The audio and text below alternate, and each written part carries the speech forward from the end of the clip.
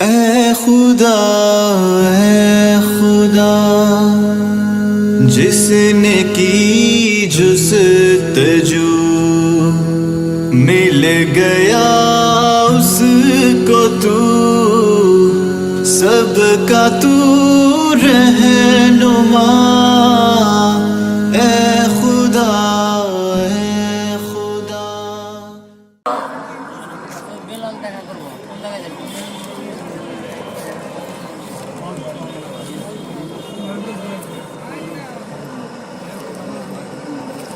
الحمد لله وكفى وسلام على عباده الذين اصطفى أما بعد। ভাই যারা দাঁড়াইছেন মেহেরবানি করে তশরিফ রাখেন, বসেন বসেন, অল্প সময়ের জন্য বসেন।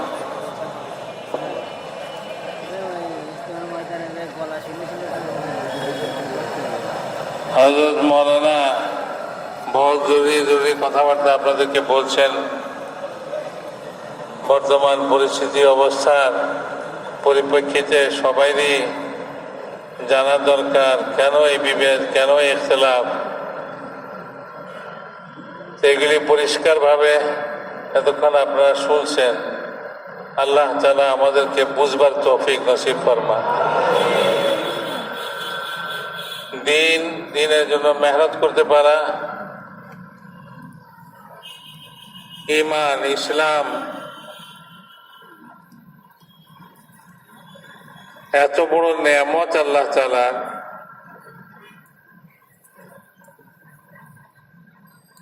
যে সাতবক জমিন আসমান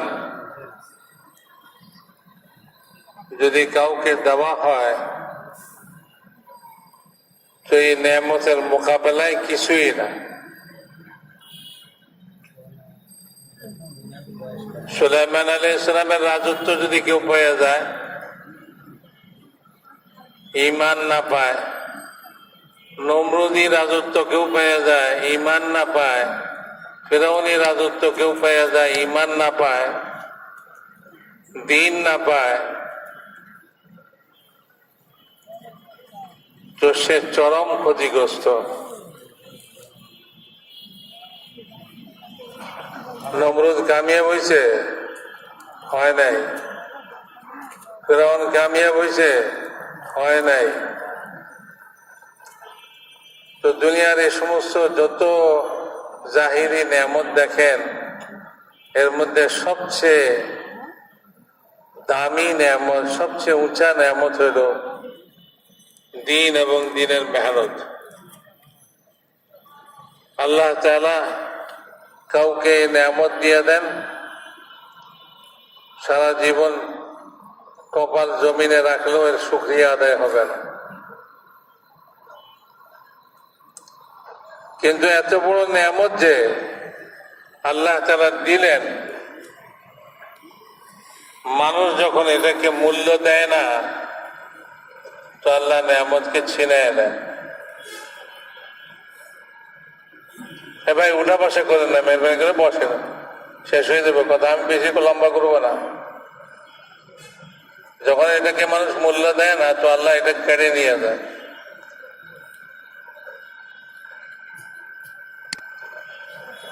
মূল্য দেয় না কিভাবে?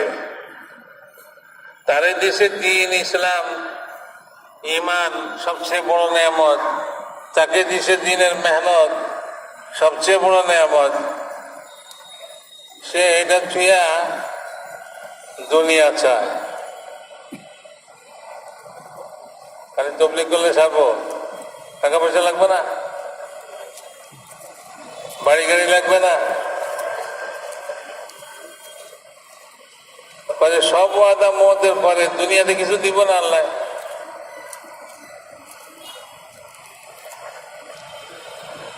তো দুনিয়াকে যখন সে মকসুদ বানায়, উদ্দেশ্য বানায় দ্বীনের মোকাবেলায়, আল্লাহ তাআলা দ্বীন তার কাছ থেকে ছিনিয়ে নেয়।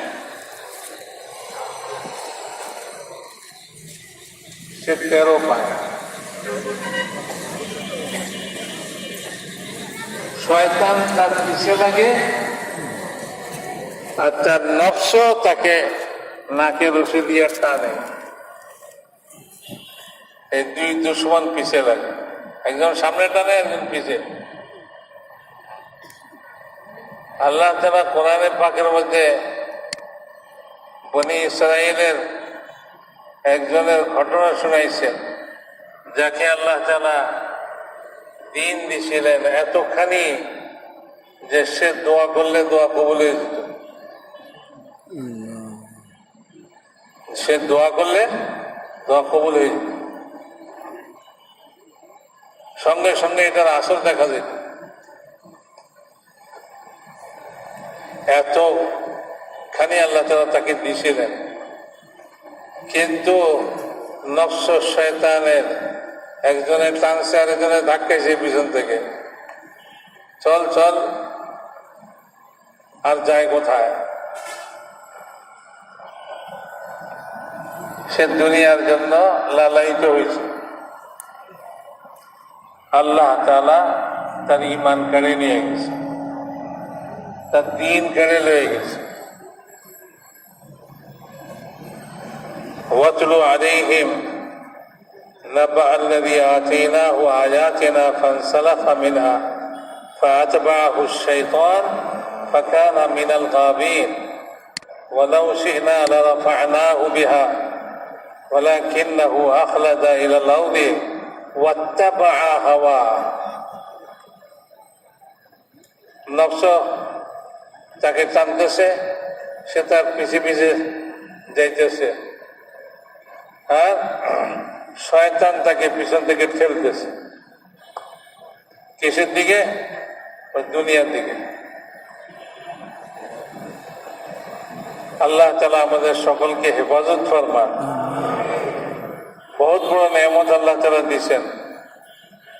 দুনিয়ার বাড়ি গাড়ি, দুনিয়ার লোভ লালসা, দুনিয়ার বড়ত্ব, বড় হওয়া, দুনিয়ার ইজ্জত সম্মান, এগুলির লোভে পড়ে যদি কেউ দিনের মেহনতকে হারায়, তো মেরে মহতরম দোস্ত, তার জন্য আফসোস করারও লোক থাকবে না।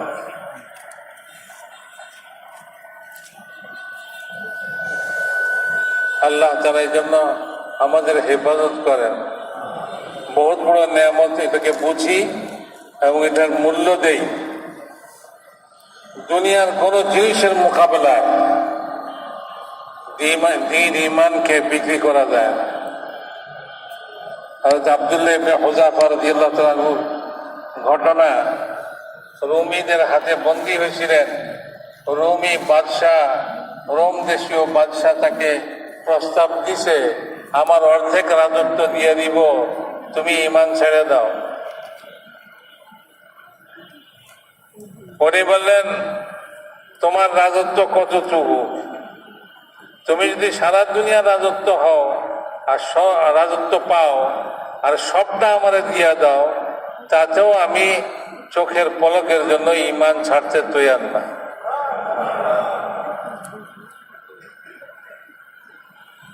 এরাই হলো তারা যারা ঈমানের মূল্য বুঝছিল। কোন লোভ যাদেরকে এটা থেকে সরাইতে পারে না, ভয় ভীতি তাদেরকে এটা থেকে সরাইতে পারে না। ভয় দেখাইছে বলে ওই ব্যাগের মধ্যে গরম পানি টকবক করতেছে, একজনকে এক সঙ্গীকে ধরে ওটার মধ্যে ফালাই দিছে, সঙ্গে সঙ্গে সিদ্ধ হয়ে চামড়া হাড্ডি সব আলাদা আলাদা হয়ে গেছে। বলে, দেখছো তোমার সাথীর অবস্থা, তোমার সঙ্গেও এটা হবে। হয় তুমি ঈমান ছাড়ো, আর না হলে তোমার সঙ্গে এটা হবে। হয় তুমি বাদশার প্রস্তাবে রাজি হয়ে যাও, দুনিয়া লয়ে এলাও, সুখ করবা, আরাম করবা, অভাব অনটন দূর হয়ে যাবে, গাড়ি হবে, বাড়ি হবে, হ্যাঁ হ্যাঁ, শান শওকত হবে, ইজ্জত হবে। এটা একদিকে রাখো, আরেকদিকে এই গরম ব্যাগের মধ্যে পানি টকবক করতেছে, এটার মধ্যে তোমার ফালানো হবে। কোনটা লইবা? কি ভাই, আমাদের কি অবস্থা? যদি এরকম হয় তাহলে আমাদের কারোর সঙ্গে জমতে পারবে ইমানের উপরে? ইনশাল্লাহ মুখে বলা খুব সোজা, অবস্থা এনে বোঝা যায়। এক লোকমা খানা, 2টা টাকা, দুনিয়ার একটু ইজ্জত সম্মান, এটুকুর জন্য যে দিন বিলাই দিতেছি, দিন ছেড়ে দিতেছি।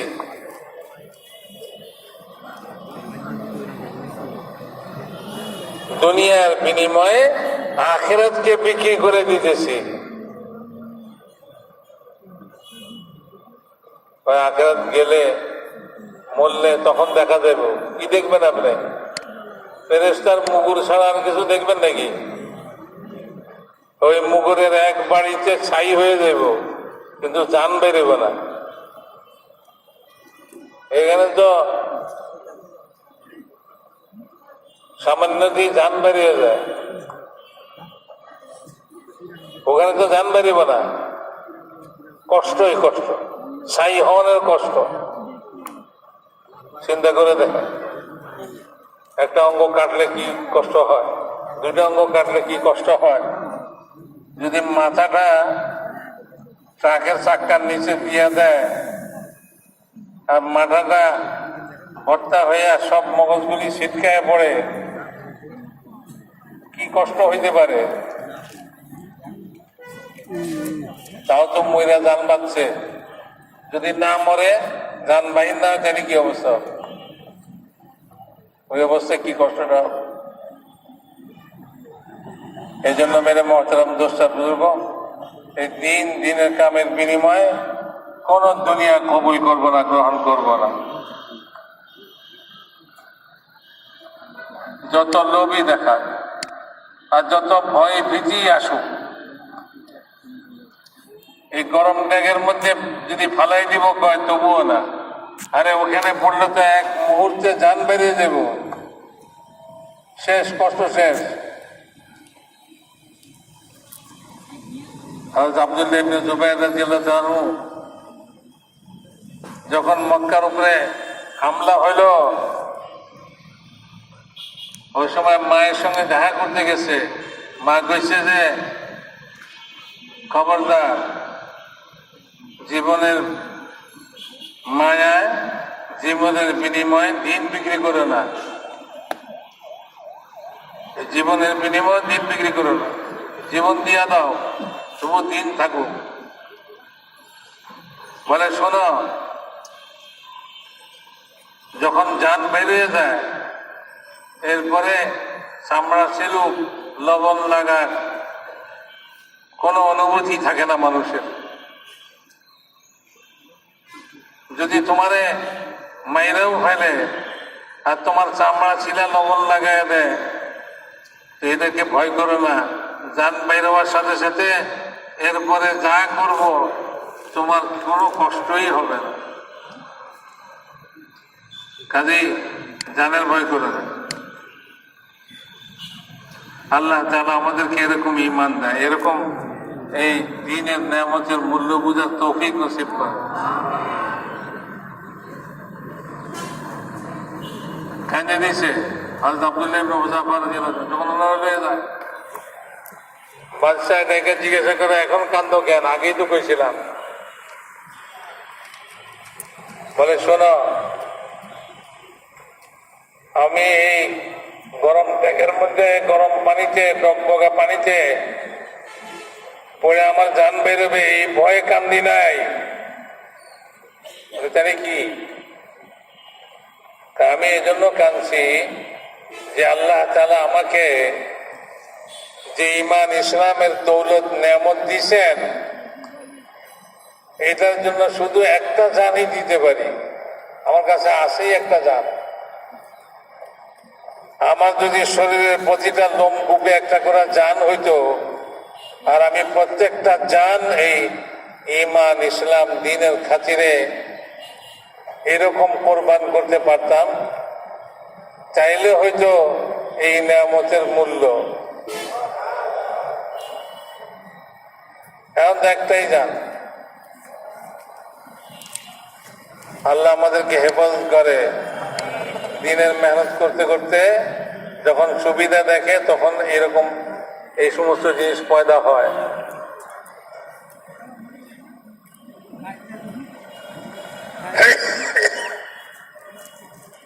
এক নম্বর কথা হলো এটা।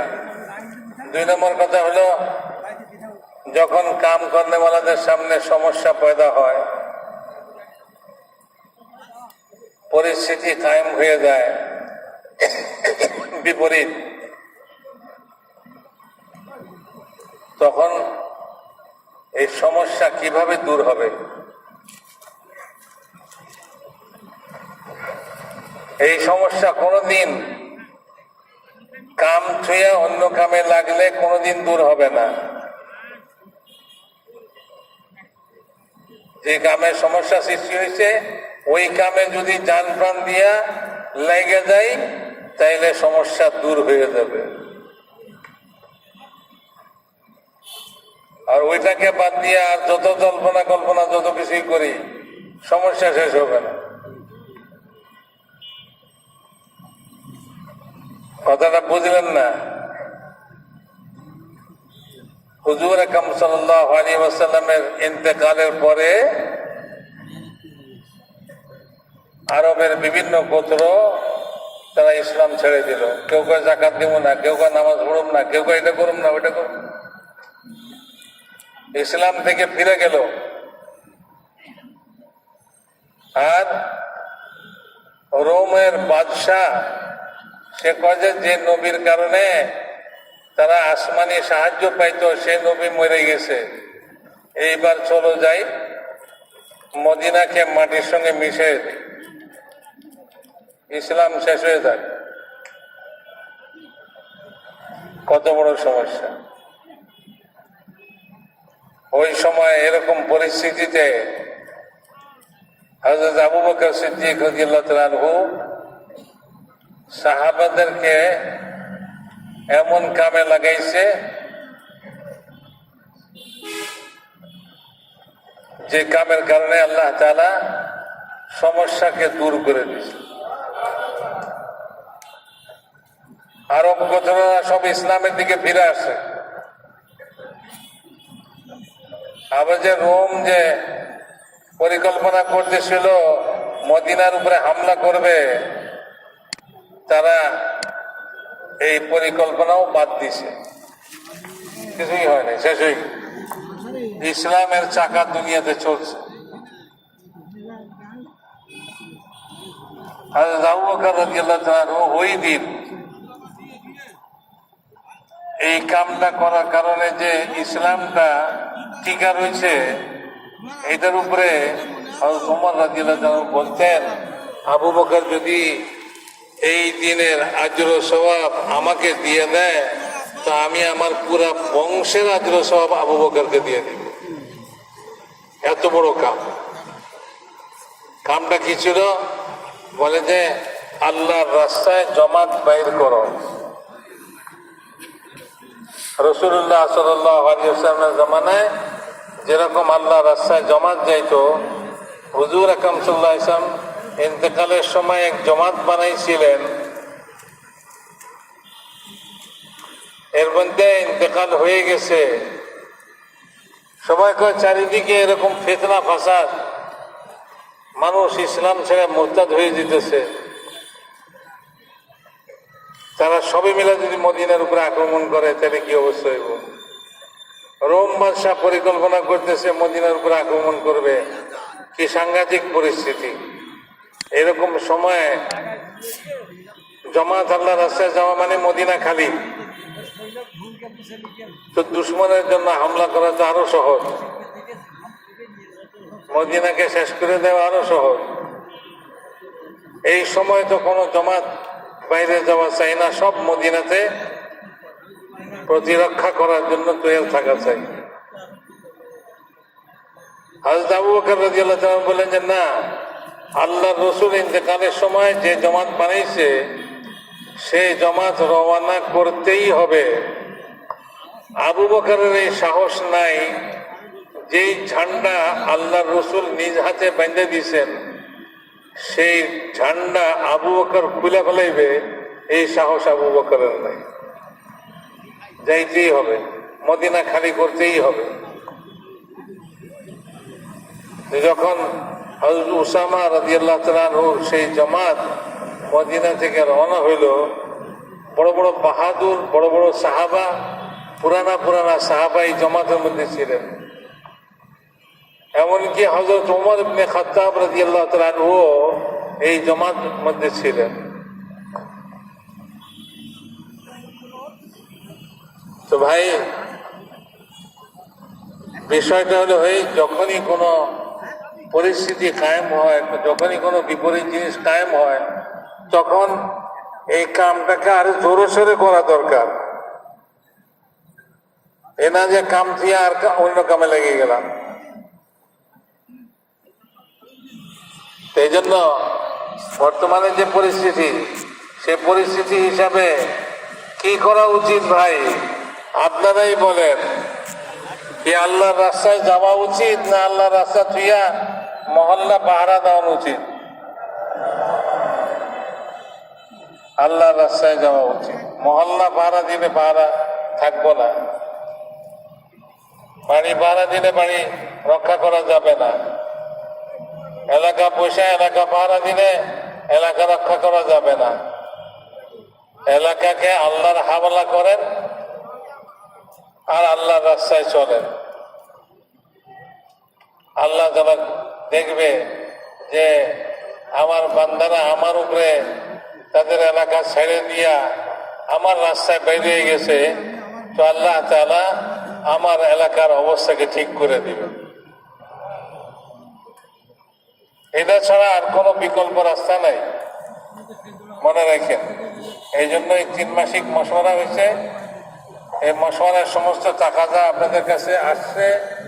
আপনারা এগুলি আসরের পরে শুনছেন না, আসরের আগে দিয়ে শুনছেন। এই সমস্ত তাকাজাগুলো নিয়ে নিজ নিজ এলাকা থেকে জমাত বানায় বানায় আল্লাহর রাস্তায় বাইর হওয়া, এটা শুরু করে দেন। করবেন ভাই ইনশাআল্লাহ? কে কে এই মজমা থেকে তৈয়ার আছেন যে এখান থেকে আল্লাহর রাস্তায় বাইর হয়ে যাব আর আমার এলাকা আল্লাহর হাতে ধুয়ে দেব? বলেন দেখি মাশাআল্লাহ, হিম্মত করে দাঁড়ান, নিজের জায়গায় দাঁড়ান। এখান থেকে যে যে তৈয়ার আছেন